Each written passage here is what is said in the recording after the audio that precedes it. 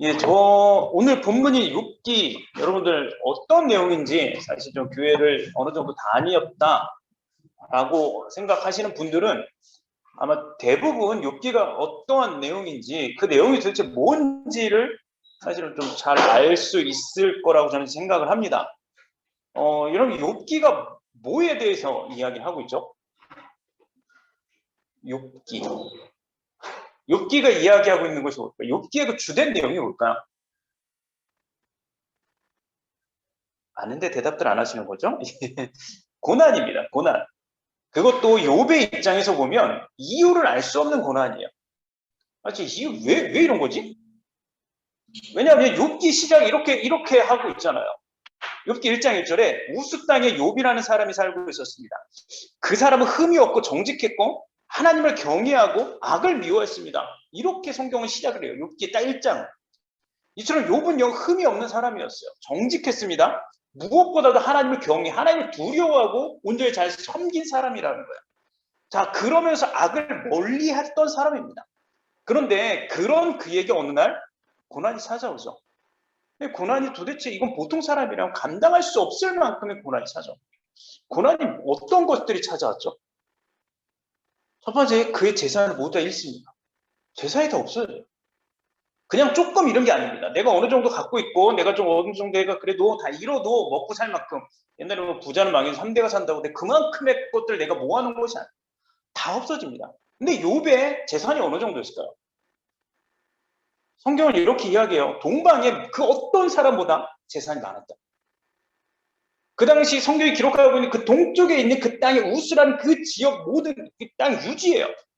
정말 가장 그 지역 가장 잘 사는 사람이 바로 욥이었습니다. 그 재산이 하루아침에 날아가 버렸습니다. 하루아침에 다 도둑맞고 강도 맞고 다 없어져 버렸어요. 그뿐입니까? 하루아침에 자녀들을 모두 잃습니다. 자녀 한 명이 아니에요. 모든 자녀를 잃습니다. 모든 자녀가 죽어.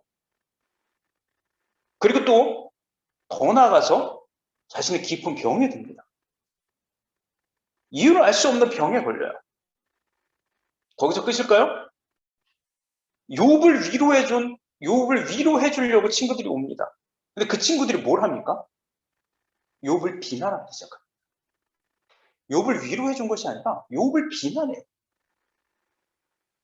계속해서 욥을 비난합니다. 정말 감당할 수 없을 만큼 그 고난이 어느 날 갑자기 찾아왔어요. 이게 바로 성경에 기록되어 있는 욥이 당한 고난이었고요. 또 우리가 알고 있는 내용입니다. 여러분, 근데 정말 욥기의 내용이 아니 더 나아가서 욥기의 삶이요. 고난으로만 이루어져 있을까요? 고난으로 꽉 차 있는 삶이 바로 욥의 삶이었을까요? 제가 믿기로는요. 그 어떤 성경보다 그 어떤 사람의 결말보다 너무나도 확실하고 너무나도 행복한 결말 끝맺음을 한 책이 어디냐면 욥기입니다. 여러분 성경을 한번 많이 보세요. 성경들은 맨 마지막들의 대부분 다 뭘로 끝납니까? 대부분 다 열린 결말이에요. 끝이 없어. 그 흐지부지야. 요나서를 한번 보세요. 요나서 여러분 어떻게 생각하십니까? 요나가 나중에 어떻게 됐다 기록이 없어요. 그냥 요나가 막 화를 내다가 하나님이 야 저기에 내가 사랑하는 사람들이 그 동물들 저기 엄청나게 많아 라고 그냥 성경이 끝내버려요. 끝이 없어요.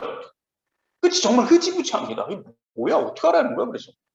근데 오늘 욥기의 결말은 뭡니까? 욥기의 결말은 너무나도 분명해요. 너무나도 행복합니다. 뭐라고 이야기합니까? 오늘 읽지는 않았지만 본문 12절부터 17절 마지막 절을 보면 이렇게 이야기합니다.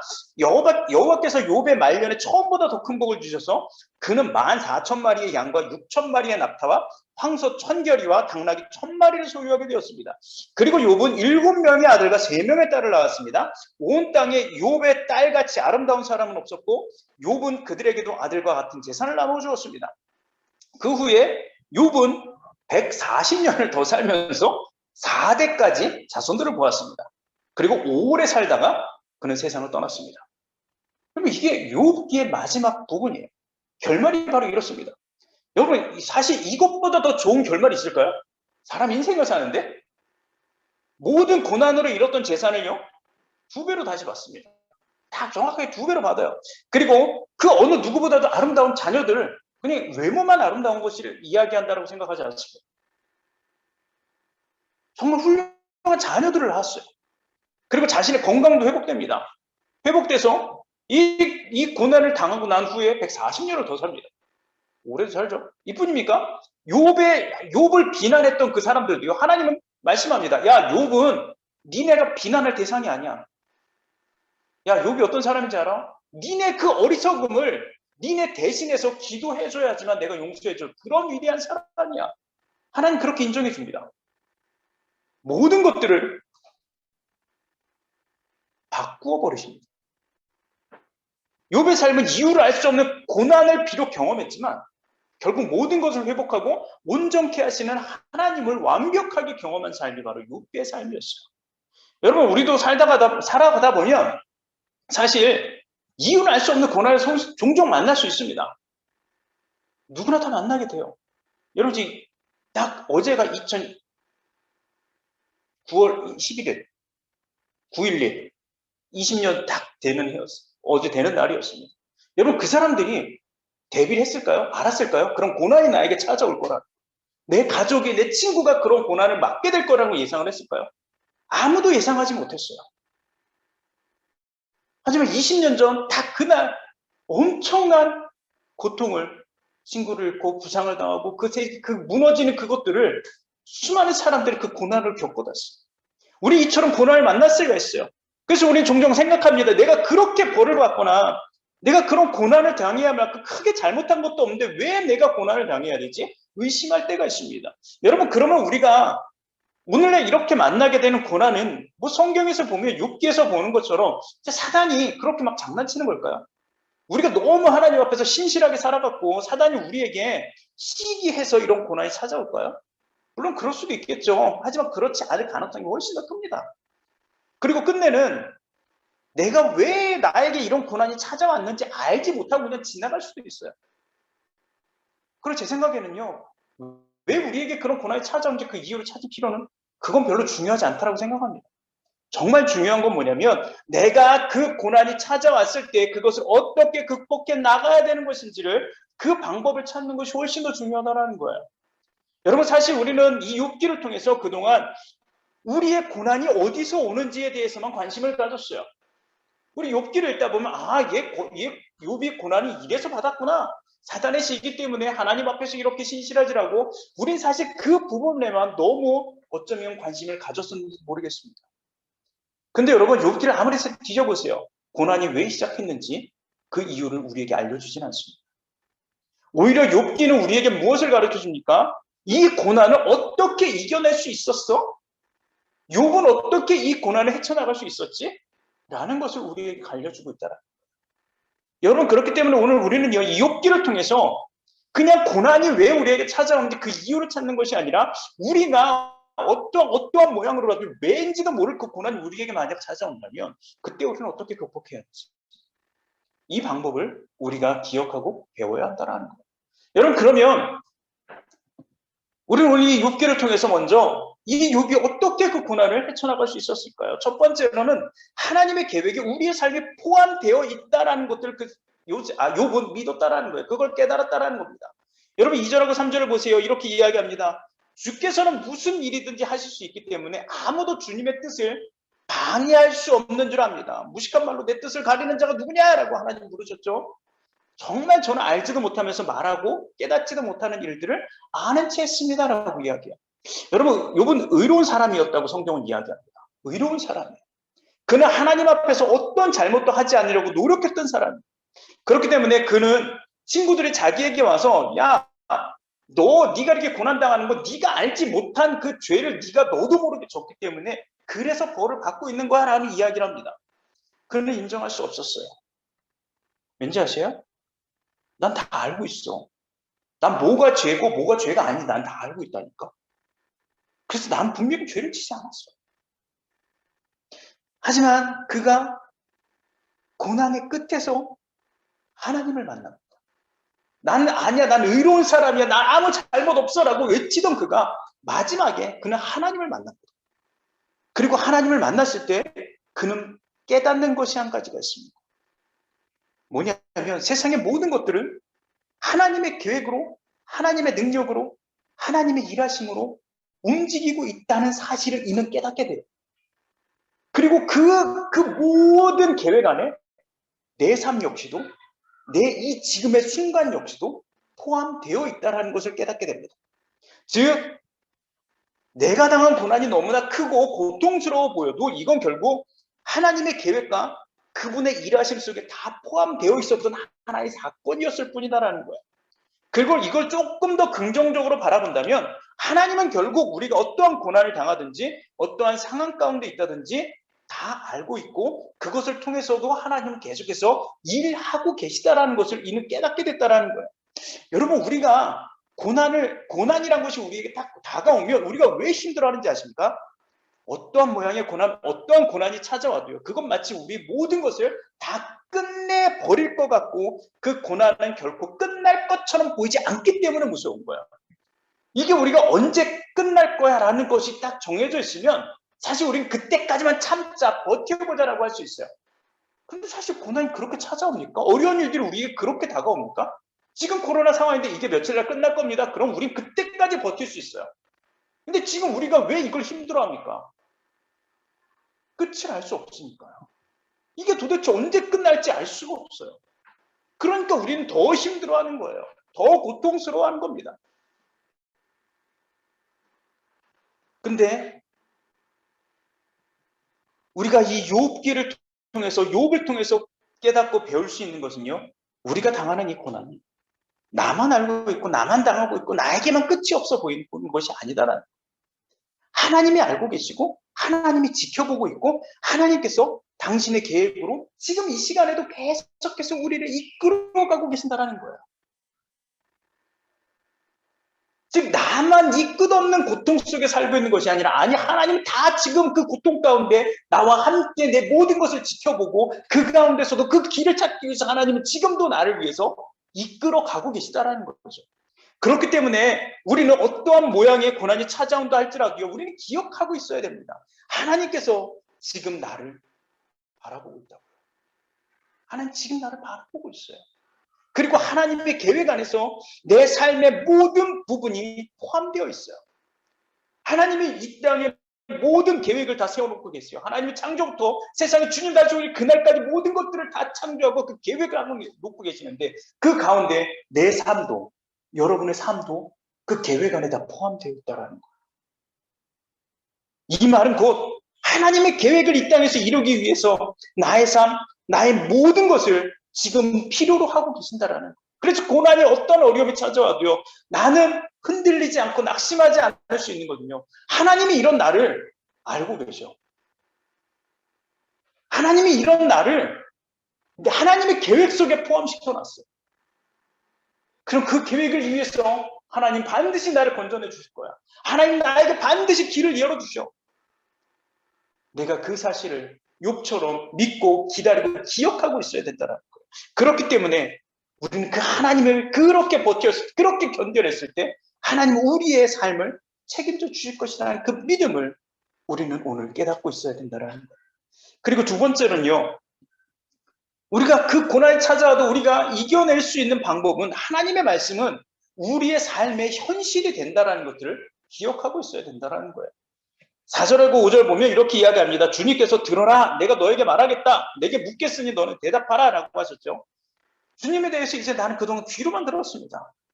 그런데 이제 저는 직접 주님을 눈으로 바라보게 됩니다. 여러분, 욥은 내가 알고 있다라고 생각했어요. 난 하나님을 믿고 있으니까 난 하나님에 대해서 알고 있었어요. 하지만 하나님을 만난 후에 새롭게 깨달은 것이 있어요. 그게 뭐냐면, 야, 하나님이 바로 이 세상을 창조하셨네 라는 거예요. 여러분, 사실 당연한 얘기죠. 하나님을 알고 있는 사람이라면 가장 먼저 배우고 가장 먼저 아는 것이 뭡니까? 이 세상을 누가 지었습니까? 하나님을 믿고 계신다면 이 세상을 누가 지었죠? 하나님이 지으셨어요. 너무 당연한 겁니다. 근데 사실 하나님, 욥은 그 하나님을 지식적으로는 알고 있었어요. 그래, 이거 세상에 하나님 만드셨지. 하지만 그가 하나님을 만났을 때 그동안 하나님께서 말씀으로 지으셨다는 그 모든 것들이 지금 내 눈앞에 새롭게 펼쳐지고 있는 것을 봐요. 이 욥기 바로 40장, 39장 요 말씀들을 한번 읽어보세요. 뭐라고 이야기합니까? 야, 세상 만들 때도 뭐였어? 야, 세상을 이렇게 만들었을 때 너는 뭘 했어? 야, 이게 이렇게 만들어졌는데 이것들이 이렇게 지어졌는데 이게 왜 이렇게 지어졌을 것 같아? 야, 저 동물들이 저렇게 강한 동물이 있는데 쟤는 왜 저럴 것 같아? 하나님 욥에게 계속해서 말씀합니다. 야, 네가 그렇게 다 한다며. 네가 그렇게 잘났다며. 하나님 계속해서 그것들에 대해서 막 말씀하세요. 그때 욥이 깨닫습니다. 우리 성경으로, 아니 그때 뭐 성경이 없었을지 모르겠어요. 그냥 하나님이 이 모든 것을 지으셨어 라고 그냥 그렇게 말하는데 하나님이 그렇게 말씀하시는 그 모든 것들을 내가 들었을 때 욥은 깨닫습니다. 비로소 깨닫습니다. 야, 진짜 하나님 말씀하신 모든 것이 내 눈앞에 지금 펼쳐져 있네. 하나님이 말씀하신 모든 것이 내 삶에 그대로 나타나네. 하나님이 천지를 창조하셨습니다. 야, 내 눈앞에 나무가 있네. 내 눈앞에 하나님이 지으신 산이 있네. 내 눈앞에 하나님이 지으신 동물이 지나가고 있네. 그동안 그 지으셨다는 사실을 단순히 지식적으로는 알고 있었지만 내가 그 하나님을 직접 만났을 때 하나님의 말씀이 진짜 내 삶에 그대로 나타났구나. 나타나 있구나. 지금도 하나님의 말씀으로 내가 지금 이 세상을 살고 있구나라는 것들을 욥은 깨닫게 되었다라는 거예요. 여러분, 제가 2003년도에 저희 처음으로 해외에 나갔어요. 해외여행을 처음 해봤어요. 터키였어요, 거기가. 그날의 설렘을 아직도 잊을 수가 없습니다. 터키 공항에 내려서 버스를 타고 숙소로 이동합니다. 그때 저녁이었거든요. 저녁에 차를 타고 이러고 가는데 밖을 보는데 너무나도 깜짝 놀랐습니다. 나무가 있고 나무가 바람에 흔들리고 있고 멀리 산이 있어요.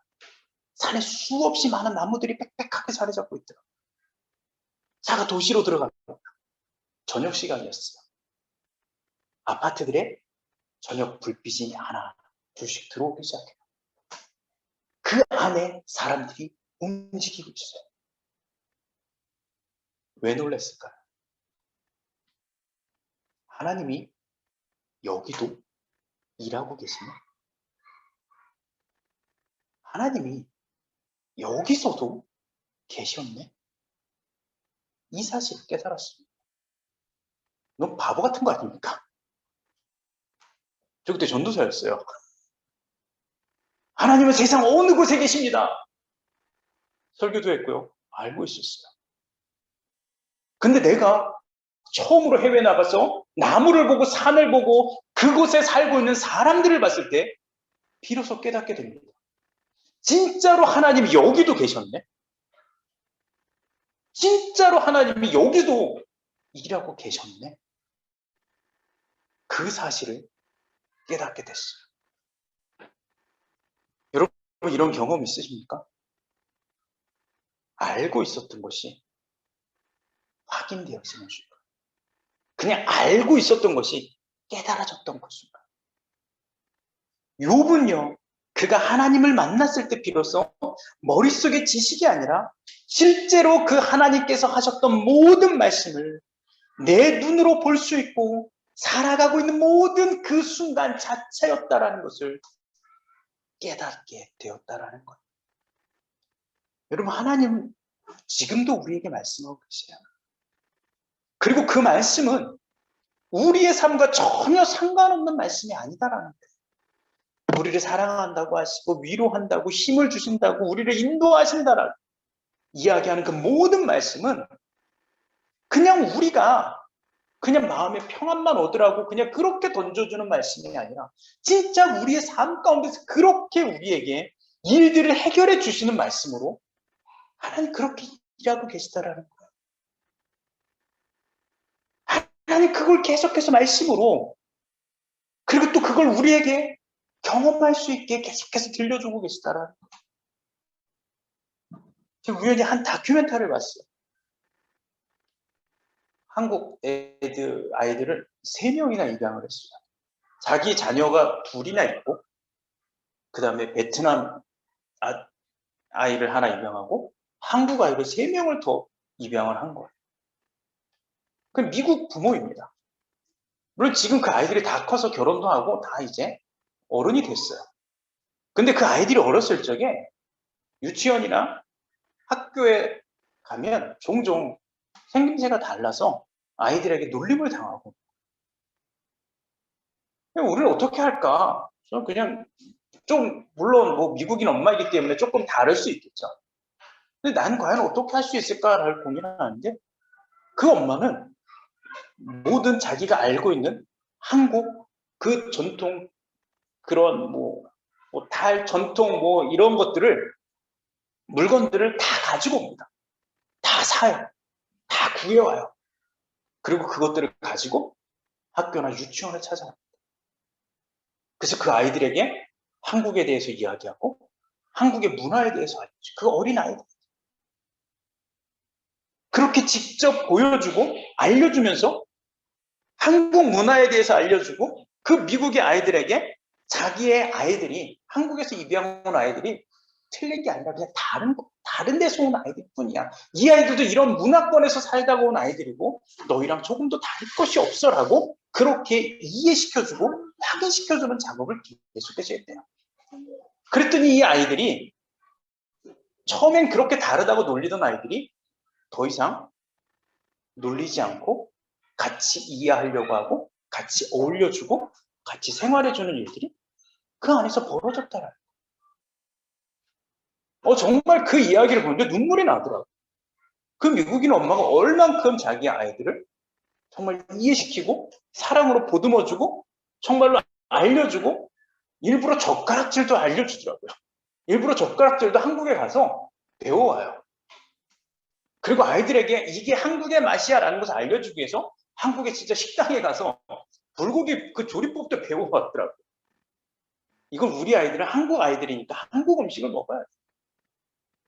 모든 것을 직접 알려주고 직접 보여주고 직접 깨닫게 해주고 그런 일들을 했더라고요. 정말 그 이야기를 보면 너무너무 감동스러웠어요. 그 다큐. 저 이 말씀을 보면서 또 이 다큐를 보면서 좀 기억이 났어요. 하나님의 말씀 역시도 또 하나님의 일하시는 방법 역시도 우리가 이해할 수 없는 난해한 것이 아니라 내가 직접 보고 듣고 깨달을 수 있는 내 삶의 영역 안에서 하나님 계속해서 우리에게 알려주고 계시다라는 거예요. 우리에게 어떤 고난이 찾아왔을 때 하나님이 말씀이 나에게 들려올 때 우리는 그냥 잠시 단순히 마음의 평안을 하나님 주려고 나에게 그냥 이런 말씀이 내 눈에 들어왔구나가 아니에요. 실제 우리의 삶을 되돌리고 고치고 회복시키시는 말씀으로 하나님 우리에게 역사시키려고 하나님 우리에게 그 말씀을 주고 있다라는 거예요. 그렇게 우리가 어떤 문제가 찾아오든지 먼저 구해야 할 것은 바로 하나님의 말씀이에요. 그것을 찾고 그것을 듣는 것이 바로 우리에게 가장 먼저 필요한 것이다라고 이야기하는 겁니다. 그 말씀이 바로 우리를 고난에서 벗어나게 해줄 가장 확실한 방법이라고 오늘 욥기는 우리에게 알려주고 있다는 거예요. 여러분 이제 말씀을 조금 정리하려고 합니다. 여러분 우리에게 언제나 고난이 찾아올 수 있어요. 네. 우리의 삶이 누구는 통계학적으로 몇 프로가 불행이고 몇 프로만 행복은 얼마 되지 않는다라고 이야기하지만 상관없습니다. 그냥 짧든 크든 작든 싫든 좋든 우리에게 고난은 때로는 찾아올 수밖에 없어요. 하지만 오늘 말씀을 통해서 기억했으면 좋겠습니다. 우리의 모든 것을 알고 계시는 하나님의 계획 안에 우리의 삶의 모든 순간이 포함되어 있다는 것. 그렇기 때문에 하나님께서 그 시간을 반드시 이기고 확실하게 해결해 주실 것이라는 것을 우리는 좀 기억하고 믿었으면 좋겠습니다. 그리고 우리가 그러한 일들이 벌어질 때마다 우리의 모든 것을 바꿀 능력의 말씀, 창조의 능력이 있는 하나님의 말씀을 우리가 구한다면 그 말씀이 그냥 우리를 단순한 그냥 마음의 평안을 주기 위한 그냥 그런 내용으로 우리의 귀에 들려오는 것이 아니라 오늘 욥의 말씀처럼 내가 그동안 주의 귀로만 들었는데 내가 주님 이제 내 눈으로 봅니다. 주의 말씀을 그냥 내가 귀로만 듣고 이게 평안을 주려고 그냥 위로해 주려고 이런 거구나가 아니라 내가 당신의 말씀을 들었을 때 내 모든 것을 바꾸어 놓으시는 그 하나님을 내가 눈으로 보게 됩니다. 여러분 이 경험을 이 은혜를 우리는 누릴 수가 있을 것이다라는 것. 그렇기 때문에 우리가 가장 먼저 구해야 될 것은 바로 하나님의 말씀, 그 하나님의 말씀을 구하는 것, 그리고 듣는 것, 그리고 그 말씀을 붙잡고 살아가시는 것입니다. 욥은 바로 그 삶을 살았을 때 그의 인생이 말년 하나님께서 정말 가장 그 누구보다도 확실하게, 아름답게, 분명하게 삶을 정리해 주신 것을 보게 됩니다. 우리 사랑하는 성도 여러분, 우리 삶 역시도 그랬으면 좋겠습니다. 우리 삶 역시도 하나님이 정말 욥의 후반기의 삶처럼 좀 그렇게 행복한 삶, 멋진 삶, 분명한 삶. 그래서 우리의 삶이 한마디로 정리할 때 고난이 아니라 하나님이 함께 하신 믿음의 삶이 되시기 저와 여러분들의 삶이 되시기 주님의 이름으로 간절히 축원합니다.